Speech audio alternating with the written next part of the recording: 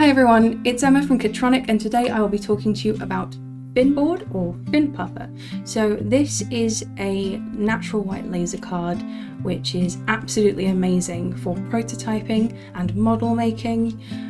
It's used, for instance, for architectural model making when you need to put something together that is illustrative before doing anything more permanent or expensive.